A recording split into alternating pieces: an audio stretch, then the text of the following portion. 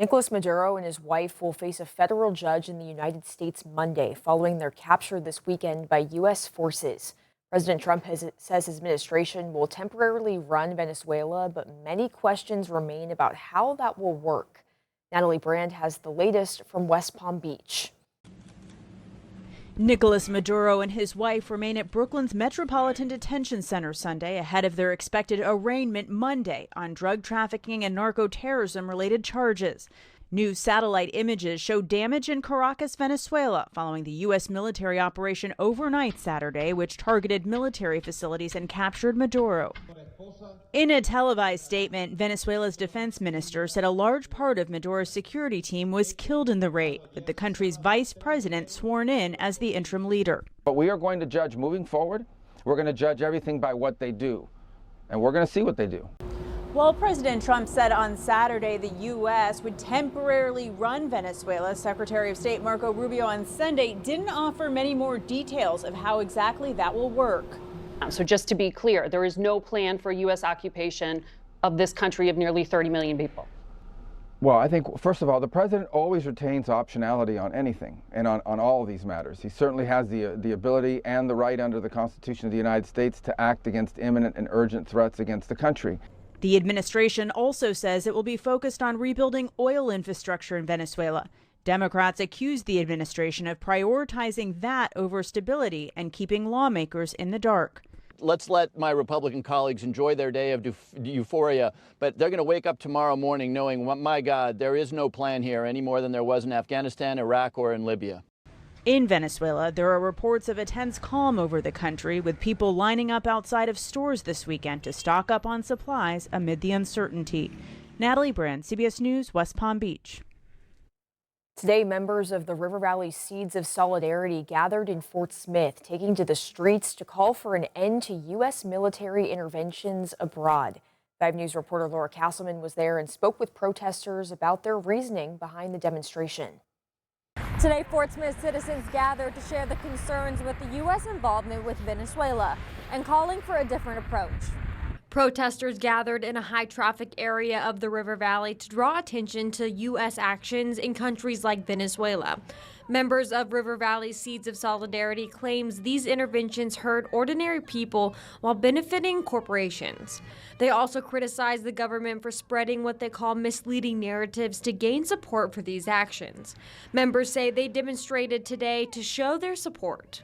Bring to the people's attention of this country that while we do benefit just slightly with the U.S. aggression against other countries, at the end of the day, it only causes harm for the majority while a minority benefits from it.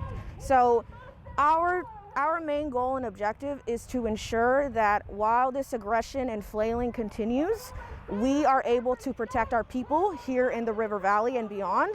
As the event wraps up, participants want to emphasize the importance of staying informed and continuing this conversation beyond just this event. In Fort Smith, covering news where you live, Laura Castleman, 5 News. Demonstrators also gathered in Fayetteville today. Protesters there say they're speaking out again once they call a coup, and they're urging Congress to step in. Members of the Northwest Arkansas chapter of the Democratic Socialists of America gathered this afternoon along College Avenue. The group held signs and chanted as traffic passed by, calling for an end to U.S. involvement in Venezuela. Organizers say the demonstration was put together quickly after the news broke that U.S. forces had captured the Venezuelan president. They say the action could lead to a broader conflict. We're here, we see Venezuela, and we want to draw attention to that so we can ask our representatives and ask Congress to halt this and to return the president of Venezuela to Venezuela. Protesters say their goal is to raise awareness and press lawmakers to oppose any further military action. Arkansas Senator Tom Cotton discussed the arrest of Maduro and the United States' role in Venezuela moving forward today, saying in part that the United States doesn't recognize Maduro's vice president, Adelcy Rodriguez. His drugs had killed hundreds of Arkansans, thousands of Americans, and he was in league with anti-American countries around the world like Cuba and Iran or Islamic terrorists. It's a good thing that he's in a jail now in New York City. The president said that when the president said the United States is going to be running Venezuela, it means that The new leaders of Venezuela need to meet our demand. Senator Cotton also expressed wishes for a future Venezuelan government that will be pro-American and will contribute to, quote, stability, order, and prosperity, not only in Venezuela, but in our own backyard.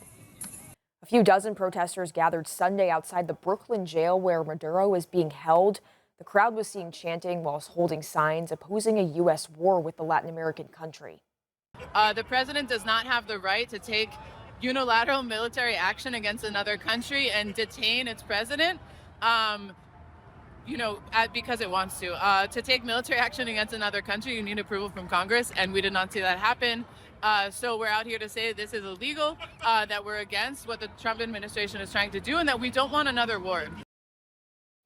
And in Spain earlier today, this video on your screen shows hundreds of Spaniards protesting in Madrid, with many against the arrest of Maduro and the involvement of the United States.